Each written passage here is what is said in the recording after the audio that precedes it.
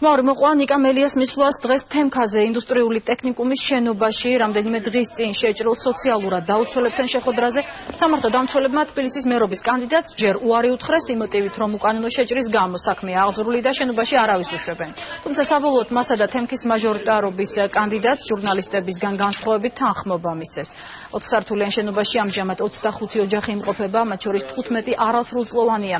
მათ უკვე 5 დღეა შენობა არ დაუტოვებიათ, რადგან შიშობენ, რომ იქიდან გამოსვლის შემდეგ საცხოვრებელ ფართს დაკარგავენ. სამგებელი და მერის კანდიდატი შევიდა. ჩვენ რატო ითხოვეს იმის შეხედვით, თქვენ ვერ შეგიშვებთ სამწუხაროდ. უბრალოდ ხახო მოითხოვა და იმყოფებიან ესენი კლასიკურ ტყვეობაში, მე-6 დღეა, არავის არ უშვებენ.